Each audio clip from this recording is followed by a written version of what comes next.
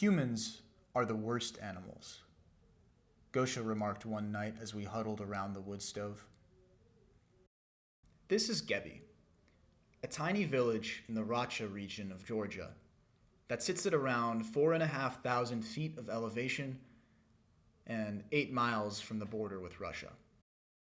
Some 40 years ago, the village school served 800 students, but since the fall of the USSR, the town has suffered from significant depopulation.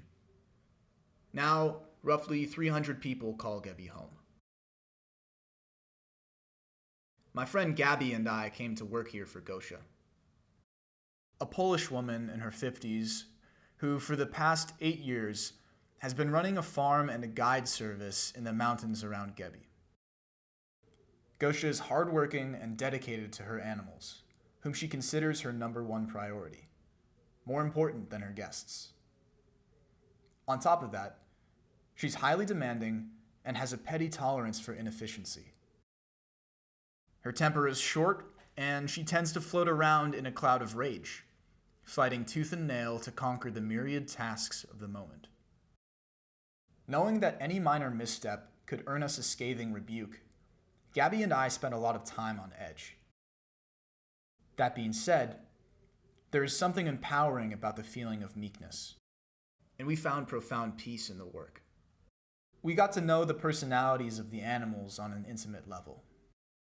The goats were our favorites.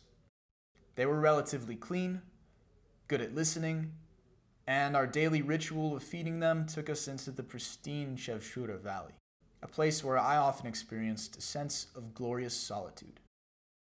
After a while, I started to understand what Gosha meant when she said that humans are the worst animals. You look around the barnyard, and you see greed, gluttony, depravity. And at the center of it all, the principle of order in the chaos, the human being in a category of her own. Unlike the animals, there is no one to judge her for her transgressions. No witness, no God, no white tablecloth. I see everything, Gosha used to say. The good, the bad, all of it. Her gaze was a solar force pushing me to work. I felt like a demon unleashed upon the land. Sure, I was motivated by the fear of getting singed, but I also relished Gosha's praise, her sweet gifts. You see, there's a certain balance to this life. On the one hand, it's synonymous with desperation, the pangs of hunger and the crushing blow of yet another untenable catastrophe. The venomous loathing I felt for Gosha when she would work us all day and neglect to feed us.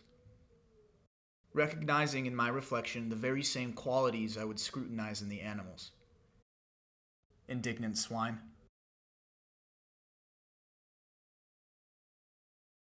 Yet, it's at times like these when I get the feeling salvation is just around the corner.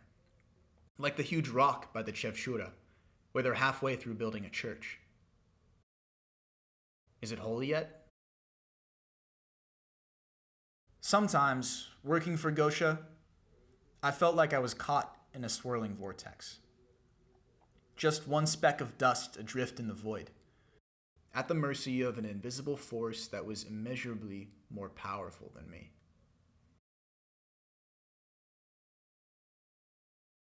Midway through our stay, Gosha left me and Gabi to run the farm for 4 days. We did everything exactly as she had taught us, but right after she returned, one of the goats fell seriously ill.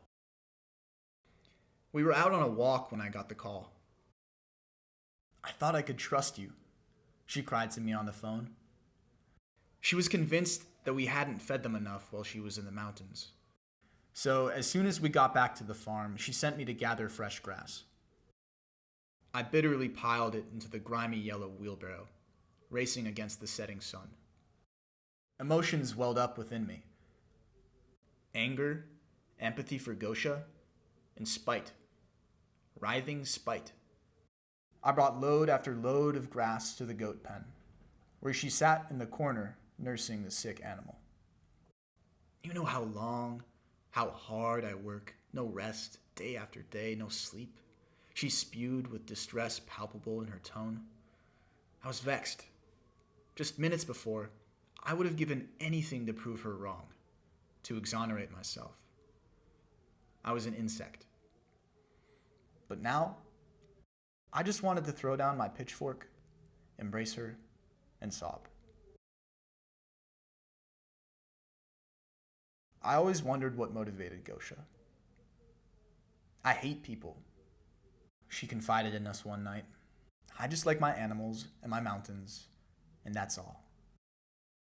She seemed to find fulfillment in her solitary life. However, that evening, as I peered into her anguished brown eyes, I glimpsed another motive at work. The searing hot fear of damnation. Murder. She was scared. As scared as a lamb. And in that moment, she made me a lamb too. Not by solidarity, but rather telepathic terror. Some things about Gosha will always remain a mystery to me. How she made me feel. Those black and white portraits of the smiling young man hanging in every room. That cloud of curses that followed her around. Could there be a hidden meaning behind the familiar string of utterances that she held dear and true, like a profane litany? An incantation to ward off death. A plea, perhaps? Now, as I ponder her reflection in the rearview mirror, I see two things. A quiet acceptance of her plight and an unspoken promise of ecstasy.